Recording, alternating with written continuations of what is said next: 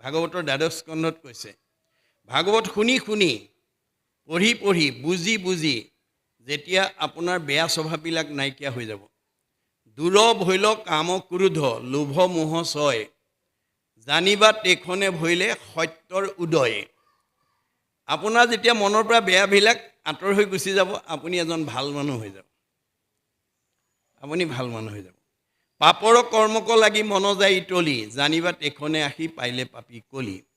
যি মুহূৰ্ততে আপোনাৰ মনটো বেয়া কামৰ প্ৰতি ধাবিত হ'ব, তেতিয়াই আপুনি জানিব কলি আহি আপোনাৰ মনত অৱস্থান কৰিছে।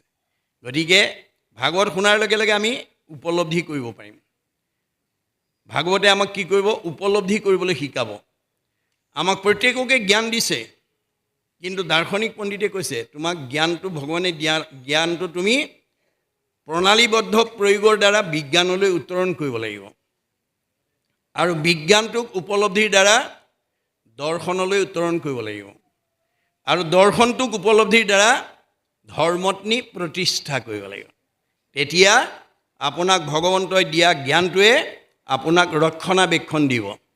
আপুনি জ্ঞানক নি নি ধৰ্মত প্ৰতিষ্ঠা কৰিব পাৰিব লাগিব। ধৰ্ম ৰক্ষতি ৰক্ষিত। ধৰ্মই কৈছে মোৰ কাম ৰক্ষণাবেক্ষণ দিয়া। কাক? তৃণমূল এটা আত্মাৰ পৰা বিশ্ব ব্ৰহ্মাণ্ডক মই ৰক্ষণাবেক্ষণ দিওঁ। কিন্তু মই কেতিয়া ৰক্ষণাবেক্ষণ দিওঁ? যেতিয়া মোক ৰক্ষণাবেক্ষণ দিয়ে।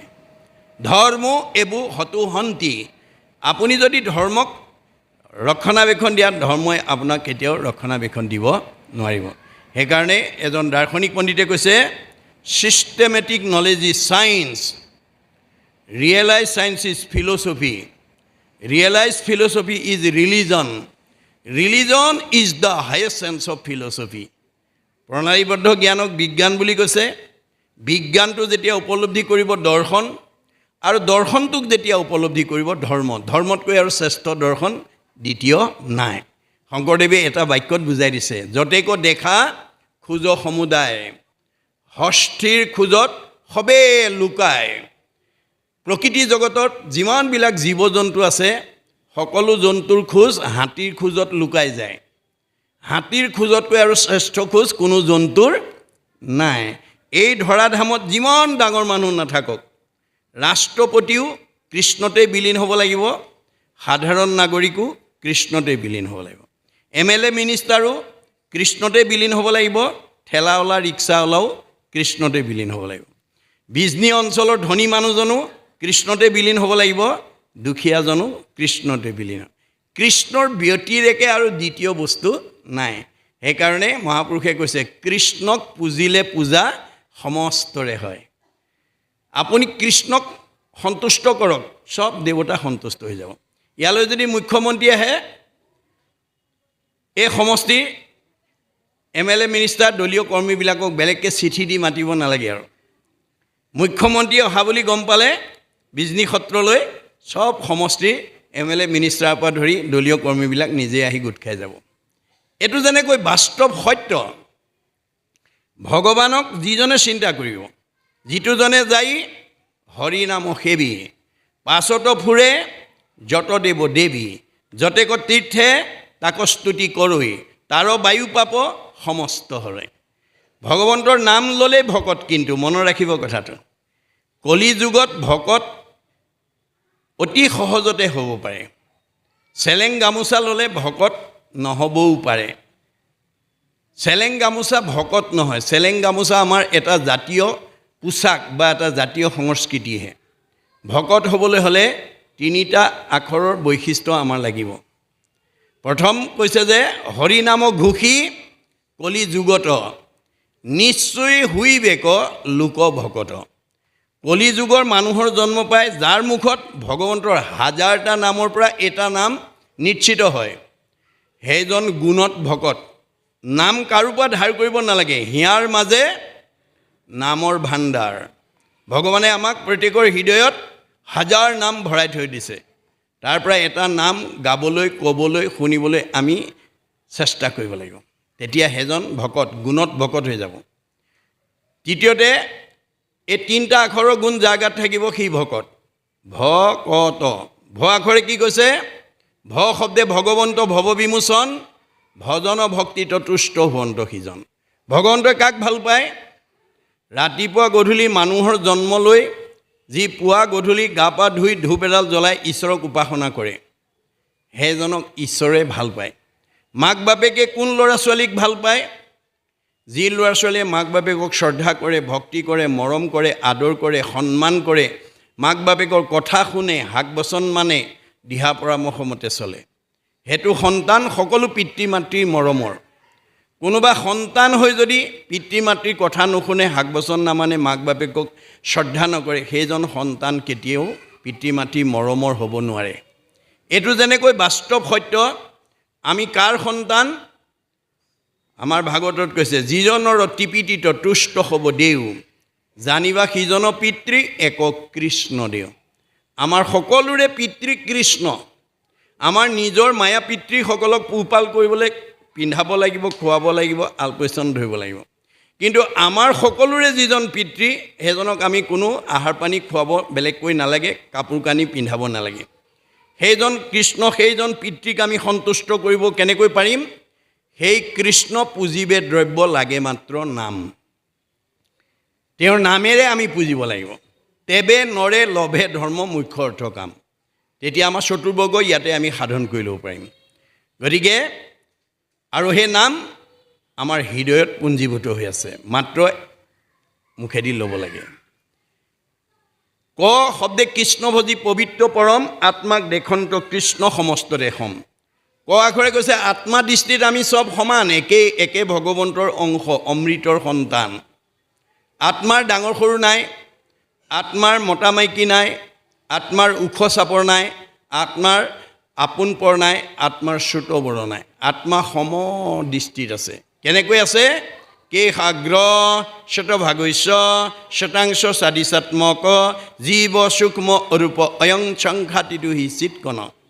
চুলিৰ আগ এডাল 10,000 ভাগ কৰি এভাগ ল'লে যিমান সূক্ষ্ম অণু হয়, সিমান সূক্ষ্ম অনুৰূপে পৰম ব্ৰহ্মৰ অংশ গুৰি পৰুৱাত যিমান, হাতীটোতো সিমান। মতা মানুহত যিমান, মাইকী মানুহতো সিমান। কেঁচুৱা ল'ৰাত যিমান, বুঢ়া মানুহতো সিমান। আত্মাৰ ডাঙৰ সৰু নাই। এই কথাটো যিদিনাখন আমাৰ উপলব্ধি হ'ব, সেইদিনাখন আমি জীৱন্ত মুক্ত হৈ যাম। কাৰণ আমি কাকো দুখ কষ্ট দিব নোৱাৰিম, কাৰণ চবতে তেওঁ আত্মাৰূপেই আছে। যিজনী শাহুৱে এই তথ্য বুজিব, তেওঁ বোৱাৰীয়েকক আত্মা দৃষ্টিত নিজৰ ছোৱালী বুলি ভাবিব। যিজনী বোৱাৰীয়ে ক আখৰ তত্ত্ব বুজিব, নিজৰ শাহুৱেকক নিজৰ মাতৃ বুলি ভাবিব। সেইখন ঘৰত শাহু বোৱাৰী কোনোদিন আৰু মনোমালিন্য হ'ব নোৱাৰে। মনত ৰাখিব কথাটো। ত শব্দে তৰণৰ উপায়ী শৰণ, হৃদয় মধ্যত দেখে কৃষ্ণৰ চৰণ। আমাৰ প্ৰত্যেকৰ হৃদয়তে ভগৱন্ত আছে। সমস্ত ভূতৰে মই আছোঁ হৃদয়ত, তত্ত্ব নাপায় মোক বিচাৰে বাহিৰত। আজি বহুতে এই কথাটো নাজানি ভগৱন্তক বাহিৰত বিচাৰি ফুৰিছে। গতিকে হৃদয়ৰ কৃষ্ণক বাহিৰত বিচাৰি ফুৰিলে আমি লগ পাব নোৱাৰিম। গতিকে কৰ্মবিশ্বাসীসকলে বাহিৰত বিচাৰি ফুৰে। কৰ্মত বিশ্বাস যাৰ, হিয়াত থাকন্ত হৰি, অতিশয় দূৰহুন্ত তাৰ, দূৰতো বিদূৰহুন্ত তাৰ। অহংকাৰ থাকন্তেও সাক্ষাতে কৃষ্ণক পাবে, শ্ৰৱণ কীৰ্তন ধৰ্ম যাৰ। আজিৰ দৰে যিসকলে শ্ৰৱণ কীৰ্তন কৰিব, তেওঁলোকে বাহিৰত কৃষ্ণক বিচাৰি নুফুৰে আৰু। কাৰণ উদ্ধৱক যাবৰ সময়ত চিনাকি কৰি থৈ গৈছে, সখা তুমি চিন্তা নকৰিবা, তোমাৰ প্ৰয়োজনীয় সকলো ব্যৱস্থা মই কৰি থৈ আহিছোঁ। তোমাৰ কাৰণে পুণ্যভূমি প্ৰতিষ্ঠা কৰি থৈ আহিছোঁ, তোমাৰ কাৰণে তীৰ্থস্থান প্ৰতিষ্ঠা কৰি থৈ আহিছোঁ, তোমাৰ কাৰণে সত্ৰ প্ৰতিষ্ঠা কৰি থৈ আহিছোঁ, তোমাৰ কাৰণে বৈকুণ্ঠ প্ৰতিষ্ঠা কৰি থৈ আহিছোঁ, আৰু প্ৰয়াণৰ পিছত মই তোমাৰ মাজতেই থাকিম। নিশ্চয় কৰি কহোঁ শুনা সাৱধানে তুমি, ভকত যি স্থানে থাকে সেই পুণ্যভূমি। আজি যদিও আমি বিজনী সত্ৰৰ তলত আছোঁ বুলি ভাবিছোঁ, নহয়, আমি পুণ্যভূমিত আছোঁ। শ্ৰৱণ কীৰ্তন মোৰ কৰে যত্ৰ যত্ৰ, দ্বিতীয় বৈকুণ্ঠ সিটো তাকে বোলে সত্ৰ। এই ভকতসকলে বহি য'ত ঈশ্বৰ কৃষ্ণৰ গুণানুকীৰ্তন কৰিব, সেইখনেই হৈছে সত্ৰ, সেয়ে হৈছে দ্বিতীয় বৈকুণ্ঠ। নাৰদক কৈছে ন সংতৃষ্ট আমি বৈকুণ্ঠে, যোগীনাং হৃদয়ে ন চ, মত ভক্তা যত্ৰ গায়ন্তী তত্ৰ তিষ্ঠ আমি নাৰদ। হে নাৰদত মোক বৈকুণ্ঠত বিচাৰি নাপাবা যদি হৃদয়তো মই নাথাকোঁ। মোৰ ভকতে য'ত মোৰ গুণনাম ল'ব মই তাতেই থাকোঁ। এইটো অকল হিন্দু দৰ্শনে নহয়, বাইবেলত কৈছে হুৱেৰ টু অৰ মোৰ এছেম্বল, যি ঠাইত দুজন বা তাতকৈ অধিক মানুহ গোট খাই ইন মাই নেম, মোৰ নাম লয়, আই এম দেয়াৰ, মই তাতেই থাকোঁ। আজি ইয়াত ভগৱান বিদ্যমান হৈ আছে, মনত ৰাখিব কথাটো। গতিকে এইখন বৈকুণ্ঠলৈ, এইখন তীৰ্থলৈকে আমি ল'ৰা ছোৱালীক আনি সেৱা কৰাব লাগে। গতিকে ভগৱন্তক উদ্ধৱক চিনাকি কৰিলে, মই প্ৰয়াণৰ পিছতো তোমাৰ মাজতে থাকিম। ক'ত থাকিম? তিৰুদ্ধায় প্ৰবিষ্টু অয়ম শ্ৰীমৎ ভাগৱতা নৰৱম তে নয় বাংময় মূৰ্তি প্ৰত্যক্ষ বৰ্ততে হৰৈ শ্ৰৱণাত সেৱনাত দৰ্শনাত পাঠাত পাপনাশিনী। মই বাক্য ব্ৰহ্ম, শব্দ ব্ৰহ্মৰূপে ভাগৱতত অন্তৰ্নিহিত হৈ থাকিম। সেই ভাগৱত যদি তুমি সেৱা কৰিব পাৰা, সেই ভাগৱত যদি তুমি দৰ্শন কৰিব পাৰা, সেই ভাগৱত যদি তুমি শ্ৰৱণ কৰিব পাৰা, সেই ভাগৱত যদি তুমি কীৰ্তন কৰিব পাৰা, তোমাৰ চব পাপ মই নাইকিয়া কৰি দিম। পাপ মই অলপ আগতে বৰ্ণনা কৰিছোঁ যে আমাৰ বেয়া ভাৱনাবিলাকেই হৈছে পাপ। আমাৰ মনৰ যিবোৰ বেয়া ভাৱ, বেয়া চিন্তা, বেয়া কৰ্ম, সেইবোৰেই পাপ। এই বেয়া কৰ্মবিলাক আমি ভাগৱত শুনাৰ লগে লগে উপলব্ধি হৈ যাব। আপুনি আইনাখন চোৱাৰ লগে লগে আপুনি নিজৰ দেহৰ অৱয়ৱটোৰ কথা ক'ব পাৰিব। আগতকৈ আপুনি বগা হৈছেনে ক'লা হৈছে, আগতকৈ শকত হৈছেনে ক্ষীণাইছে, আপোনাৰ গালত কিবা স্পট পৰিছে নেকি, আপুনি আইনাখন চালেহে ক'ব পাৰিব। আইনাখন নোচোৱালৈকে ক'ব নোৱাৰে। সেইকাৰণে গুৰুজনে আমাক উপমা দিছে, তুমি জগ জীৱ তোমাক পুজিলে পাই আপোনাক যায়, যেন মুখ শ্ৰীক প্ৰতিবিম্ব মুখ দেখয় দৰ্পণ চাই। দৰ্পণ মানে আইনা। আইনা চালে আমি নিজৰ দেহটোৰ কথা যেনেকৈ ক'ব পাৰোঁ, ভাগৱত শুনিলে আমাৰ মন আৰু হৃদয়খনৰ কথা ক'ব পাৰোঁ। কাৰণ যিখন হৃদয়ত ভগৱন্ত অৱস্থান কৰি আছে, যাৰ নাম বৃন্দাবন। বৃন্দ মানে আনন্দ, অবন মানে ৰক্ষণ স্থান। য'ত আনন্দ থাকে সেইখনেই বৃন্দাবন। আমাৰ হৃদয়খন বৃন্দাবন, আমাৰ হৃদয়ত কৃষ্ণ আছে। গতিকে কৃষ্ণ থকা জেগাকণ আমি লেতেৰা কৰি ৰাখিলে নহ'ব। কৃষ্ণ লেতেৰা ঠাইত নাথাকে। কৃষ্ণ থকা ঠাইকণ কেনেকুৱা হ'ব লাগিব? সত্যম শিৱম সুন্দৰম। আমাৰ এই হৃদয়ত কোনো ধৰণৰ আসুৰিক ভাৱ থাকিব নালাগিব। কোনবিলাক আসুৰিক ভাৱ? কাম, ক্ৰোধ, লোভ, মোহ, মদ, মাৎসৰ্য, ঈৰ্ষা, হিংসা, কুৰ্চুট, কপট, ঠগ, প্ৰবঞ্চনা, পৰনিন্দা, পৰচৰ্চা, অভিমান, অহংকাৰ, পৰ অন্যায়, জেদ ভাৱ। এইবিলাক আসুৰিক ভাৱ। এইবিলাক যাৰ হৃদয়ত থাকিব সেইখন লেতেৰা হৃদয়। লেতেৰা হৃদয়ত কৃষ্ণ চৈতন্য হৈ নাথাকে, জড় হৈ থাকিব। সেইকাৰণে কপিলে মাকক কৈছে, মা তুমি জীয়া মানুহৰ দৰে থাকিবলৈ শিকিবা। মাকে কৈছে, বোপাই মৰা মানুহ আছে নেকি? এই মৰা মানুহৰ সংখ্যা এতিয়া বেছি, পৰিয়ালত, সমাজত, পৰিৱেশত। কোনবিলাক মৰা মানুহ? সাধুৰ সংগে কৃষ্ণ কথা নুশুনে যি নৰ, জীৱন্ততে মৰা সিটো অধম পামৰ। আজিৰ দৰে সাধুৰ সংগত আহি মন ভাল লগা কথা যি নুশুনে, সি মন বেয়া লগা কথাই শুনি থাকিব লাগিব। যাৰ মনটো বেয়া লাগি থাকে সি জীয়াতে মৰা। গতিকে কাৰ মনটো মৰা হ'ব? যাৰ মনত আসুৰিক ভাৱ আছে।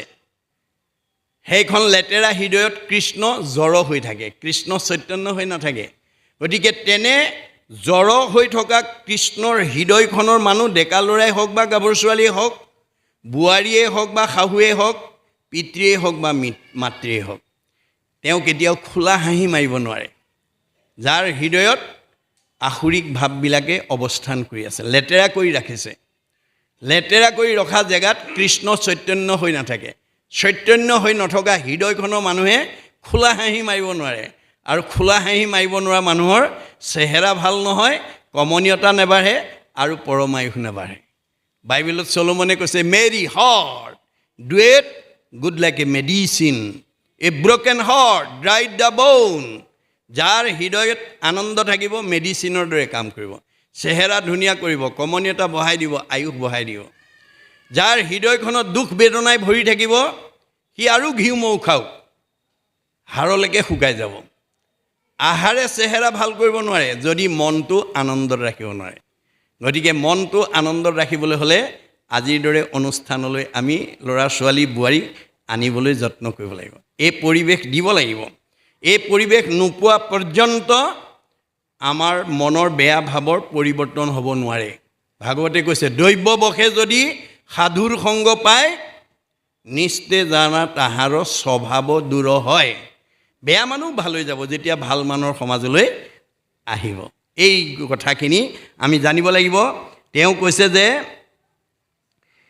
শুনা সভাসদ পদ মহাভাগৱত কৃষ্ণ বিনে ইষ্টদেৱ নাহি সংসাৰত। আমাৰ সকলোৰে উপাস্য দেৱতা অকল অসমৰ বা ভাৰতৰ নহয়, মনত ৰাখিব। কিন্তু মহাপুৰুষ শংকৰদেৱে অসমৰ মানুহ বা ভাৰতৰ মানুহৰ কাৰণে এই ধৰ্ম ব্যৱস্থাটো কৰি থৈ যোৱা নাই। তেওঁ যদিও অসমত আৱিৰ্ভাৱ হৈছিল, তেওঁ বিশ্বৰ মানৱৰ কল্যাণৰ কাৰণে চিন্তা কৰি বিশ্ব মানৱক উদ্দেশ্যি তেওঁ আহ্বান জনাইছিল। কি বুলি? উবা নৰলোক হৰি ভজিউক। উবা অসমৰ বা ভাৰতৰ মানুহ, উবা সংঘ অনাসংঘ বামুণীয়া কীৰ্তনীয়া সত্ৰ সমাজ বুলি পেলাই উল্লেখ কৰা নাই। জীৱশ্ৰেষ্ঠ মানুহক উদ্দেশ্যি তেওঁ মন্তব্য কৰিছে। যাৰ দৰ্শন অধ্যয়ন কৰি মহাত্মা গান্ধীয়ে মন্তব্য কৰিছে কি বুলি? What Sankardev was alone able to do nowadays the whole army of the English knowing people cannot do. বিশ্বত এতিয়ালৈকে যিমানবিলাক গুৰু আৱিৰ্ভাৱ হ'ল, শংকৰদেৱে বিশ্ব মানৱৰ কাৰণে যিমান অৱদান দি থৈ গ'ল পৃথিৱীৰ কোনো গুৰুৱে সিমান অৱদান দিব পৰা নাই। আৰু সেইজন মহাপুৰুষ মহান গুৰু অসমৰ মাতৃৰ বুকুত জন্ম হোৱাৰ কাৰণে অসমবাসীক তেওঁ ভূয়সী প্ৰশংসা কৰিছে। কি বুলি? Assam is indeed fortunate for Sankardev has 5 centuries back given to Assamese people an ideal which is also my ideal of Ram Rajya. মই যিখন ৰাম ৰাজ্য অসমত প্ৰতিষ্ঠা কৰা মানস কৰি আহিছিলোঁ, শংকৰদেৱে 500 বছৰৰ পূৰ্বতে সেই ৰাম ৰাজ্য অসমত প্ৰতিষ্ঠা কৰি থৈ গৈছে। অসমবাসী সঁচাকৈয়ে ভাগ্যৱান। কিন্তু আজি আমি গুৰুজনাৰ দৰ্শন সঠিকভাৱে অধ্যয়ন নকৰাৰ কাৰণে আমাৰ মাজতে বিভাজন হৈ আছে। এয়া আমাৰ কাৰণে দুৰ্ভাগ্য। গতিকে এনেধৰণৰ কৰ্ম আঁচনি যদি আমি প্ৰত্যেকখন সত্ৰ সমাজতে যদি ল'ব পাৰোঁ তেতিয়াহ'লে ই আমাৰ মাজলৈ কি লৈ আনিব? ঐক্য সম্প্ৰীতি প্ৰেমৰ এনাজৰীয়ে আমাক বান্ধি পেলাব। এইটোৱেই ধৰ্ম। ধৰ্ম বেলেগ নহয়। সৰ্বপল্লী ৰাধাকৃষ্ণনে কৈছে religion is that which bind society together. ধৰ্ম সেইটোৱে যিটোৱে আমাক একতাৰ দোলেৰে বান্ধি ৰাখে। But which divide society breaks it up into parts and makes people fight one another is অধৰ্ম। আমাৰ যদি পৰিয়ালত ককাই ভাইৰ মাজত মিলা প্ৰীতি নাই, সমাজৰ যদি ইজনৰ প্ৰতি সিজনৰ সদ্ভাৱ নাই, সেইখন সমাজ সেইটো পৰিয়াল অধৰ্মী সমাজ, অধৰ্মী পৰিয়াল। কিন্তু তাকো আমি আমূল পৰিৱৰ্তন কৰিব পাৰিম যদি আপোনালোকৰ বিজনী সত্ৰৰ দৰে যদি সকলো সত্ৰই সকলো নামঘৰত যদি ৰাইজে এনেধৰণৰ দীৰ্ঘম্যাদী আঁচনি লয়। এই নদীখন বোৱাব লাগিব। এই নদী নোবোৱা পৰ্যন্ত জীৱনৰ পৰিৱৰ্তন কোনেও আনিব নোৱাৰিব। ভাগৱতে কৈছে অকৃষ্ণ নাম কীৰ্তনৰ নদী নাই জিঠানত, অভকতৰ সংগ জৈত নাই, এ ব্ৰহ্মাৰ ভুৱন ভৈলে অপবিত্ৰ সিটো আতি, অযোগ্য নোহে থাকিবে ঠাই। বাহিৰৰ পৰা দেখিছে পকা ঘৰে দুৱাৰে গাড়ীয়ে মটৰে ধনে ধানে টকাই পইচাই মানে চাকৰিয়ে বাকৰিয়ে ব্যৱসায় বাণিজ্যই নদন বদন হৈ আছে। ভিতৰলৈ গৈ সোমাই দেখিলে স্বামী স্ত্ৰীৰ মাজত মনোমালিন্য, শাহুৱেকৰে বোৱাৰীয়েকৰে মাতবোল নাই, দেউৰেকৰে নবৌৱেকৰ মাজত মনোমালিন্য। তেতিয়াহ'লে সেইখন ঘৰ ব্ৰহ্মাৰ ভুৱন হ'লেও সেইখন ঘৰত থকাৰ যোগ্যতা নাই।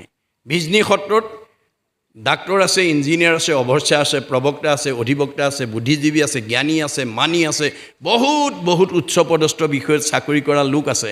কিন্তু ইজনক দেখিলে যদি সিজনে সিফালে মূৰ কৰে, ইজনৰ প্ৰতি যদি সিজনৰ সদ্ভাৱ নাই, তেতিয়াহ'লে এই জেগা ব্ৰহ্মাৰ ভুৱন হ'লেও থকাৰ যোগ্যতা নাই। গতিকে আমি এনেধৰণৰ আঁচনিৰ যোগেদি আমি যাতে একাত্মাবোধ কৰি আমি একতাৰ দোলেৰে থকা কেইদিন শান্তিত থাকিব লাগিব, আনন্দত থাকিব লাগিব, তেতিয়াহে তেওঁ মৃত্যু হ'লে সদ্গতি পাব। যাৰ জীয়াই থাকোঁতে শান্তি নাই, আনন্দ নাই, সি মৰিলে অধোগতি যাব। সেইটো অসংস্কাৰী জীৱ, মনত ৰাখিব। অসংস্কাৰী জীৱই কেতিয়াও গতি সাধন কৰিব নোৱাৰে। সংস্কাৰ একমাত্ৰ ভাগৱতৰ বিনে আৰু দ্বিতীয় ব্যৱস্থা নাই। ভাগৱতত আমাৰ গোটেই জীৱনশৈলীৰ কথা, মাতৃগৰ্ভত স্থিতি হোৱা দিনৰ পৰা মৃত্যুৰ পৰ্যন্ত কি খাব লাগিব, কি খাব নালাগিব, কি কৰিব লাগিব, কি কৰিব নালাগিব, গতিকে সমস্ত নিৰ্দেশনা আছে। আজি আমাৰ উঠি অহা বহুত প্ৰজন্মই এই কথাটো নজনাৰ কাৰণে মদ ভাং ড্ৰাগছ অখাদ্য খাই অকালতে জীৱনটো হেৰুৱাব লগা হৈছে, ৰোগ ব্যাধিত ভুগিব লগা হৈছে। তাৰ কাৰণে দায়ী কোন? ভাগৱতে কৈছে মন। মনক সংযম কৰিব নোৱাৰাৰ কাৰণে, মনৰ কবলত পৰি নাখাবলগীয়া খোৱাৰ কাৰণে, নকৰিবলগীয়া কাম কৰাৰ কাৰণে পাপ সিদ্ধ হৈ গৈছে, পাপ সিদ্ধ হৈছে। মনে পাপ কৰে যায় লাগয় জীৱত, সিকাৰণে জীৱে দুখ ভুঞ্জে সংসাৰত। গতিকে আমি মনক যেতিয়ালৈকে সংযম কৰিব নোৱাৰিম, তেতিয়ালৈকে দেহটো আমি সুস্থ কৰি ৰাখিব নোৱাৰিম, আৰু আমি দুখ কষ্টৰ পৰা নিজক মুক্ত কৰিব নোৱাৰিম। সেইকাৰণে অৰ্জুনক কৈছে, সখা জীৱশ্ৰেষ্ঠ মানুহ হিচাপে জন্ম দিছোঁ, মনক সংযম কৰিবলৈ শিকিবা, ইন্দ্ৰিয়ক সংযম কৰি ল'বা, নহ'লে তুমি আহিল কণা গ'ল কণা। হেন শুনি অসন্তোষ কৰন্ত অৰ্জুন, ইন্দ্ৰিয়ক বশ্য কৰি বাক পাৰে কোন।